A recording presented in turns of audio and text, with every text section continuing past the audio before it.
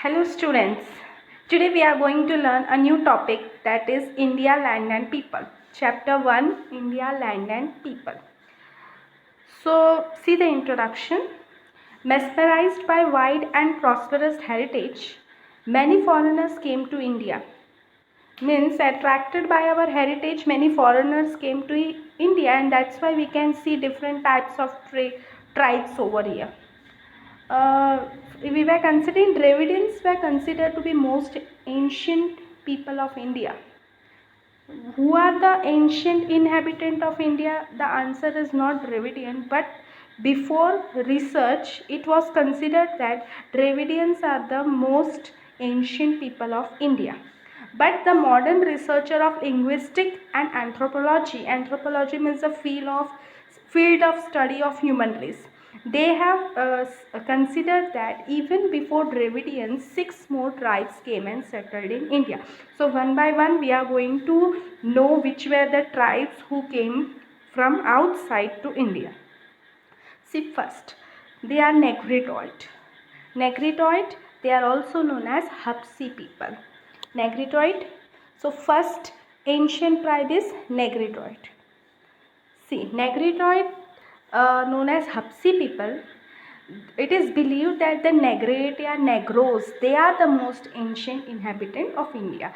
So previously it was said that Dravidians were most inhabited, but after doing the research we knew that Negritoids were the most ancient inhabitant of India. Now this topic is very important from for example for match the following, true or false, because it is confusing part. From where Negritoid came? So they came from Africa. Why? That is passing from Balochistan to India.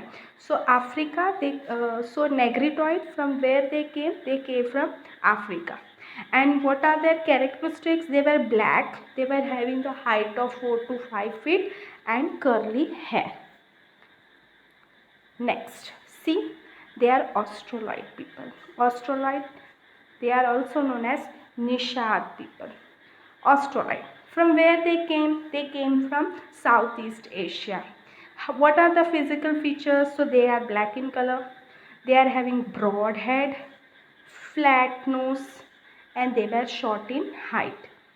And Aryans who came later, first Australoid came, then Aryans came, but when Aryans came, they called these people as Nishad. Now what is the contribution of Australoid people? So the contribution is that they made clay utensils, they wore cotton cloth, and many other skills. Even they were having a religious belief also. See the next tribe, they are Dravidian people. So Dravidians are actually they belong to India only. They have not come from any country. They are indigenous. They are belonging to India only.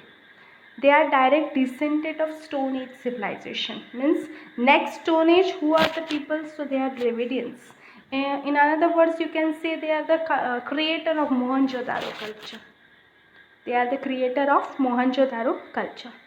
Next, Dravidians short note is very important. Now this whatever PPT I am giving, it is like a notes only. You need not to refer any other notes.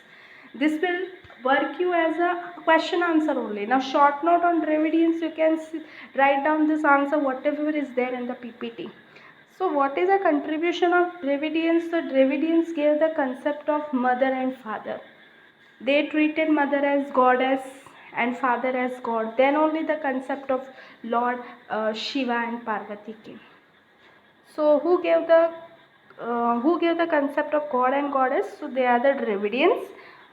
Other contribution are that they were worshipping with Dhoop, Deep and Aarti. Next, they were also worshipping nature and animal. Original deities of Dravidians were accepted by Aryans and were established by them as a god of culture with pace of time. Here what happened? Initially at starting Dravidians were worshipping deities, यानी भगवान की मूर्तियाँ. Then the same thing, Aryans, what they did, they accepted the way Dravidians have worshipped God, the method they have accepted. And the same thing is re-established by them, Aryans, in the later phase of time. So what culture the Dravidians gave, it was accepted by Aryans, and they continued also later on. Next, Dravidians have matriarchal system of family. Normally we say father is a superior in a family. He is dominated. He is a main person. But in Dravidians, they gave preference to mother. That's why it is known as matriarchal family. Next, they have a lot in different craft and arts, like building of boat, craft, weaving, spinning, these all works they were doing. And today we can see these Dravidian peoples. Now what happened when Aryans came, these Dravidian peoples were pushed to south side. Actually they were not in south, they were in north only, but Aryans were dominated, and because of which they have to go to south. And today we can see the Dravidian peoples, they are the South Indian peoples, like the people speaking Tamil, Telugu, Kannada and Malayalam, they are considered as a Dravidian peoples. See next, they are Mongoloids. Which tribe it is? They are the Mongoloids. See, they came from North China. They came from North China. Why? That is Tibet, passing through Tibet.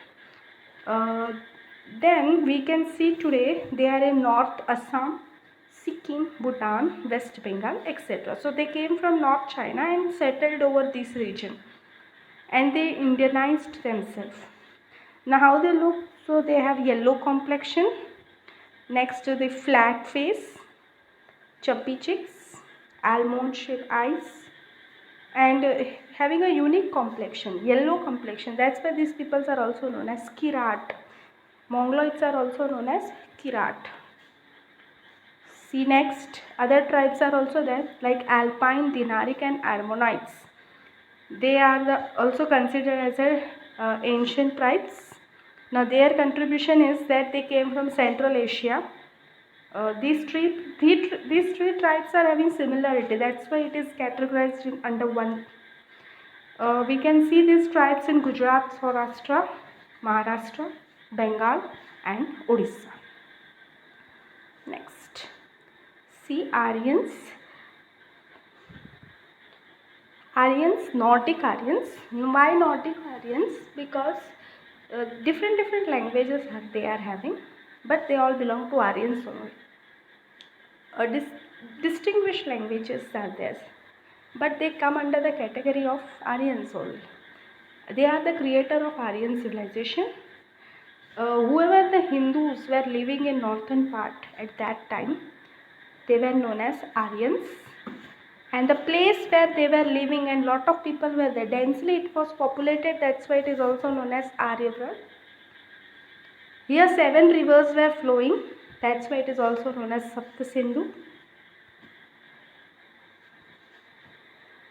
They are nature lovers. They loved worshipping trees, rivers, mountains, sun, wind and rain. They also compose hymns, that is mantra, for praying the natural elements like sun, wind, moon, rain. So they were also having a religious belief. They were composing mantras, and they are also doing yagna. So they are the most talented people among all these tribes, you can say. So I hope it is complete. You have understood well regarding the tribes. It is very important for the match the following true or false short notes. Out of these tribes, any one is definitely asked in the exam. And last topic I will complete next day. And that exam, the 3 chapters which are coming in exam, that is chapter 1, 8 and I think 15. So you be ready for this. Thank you.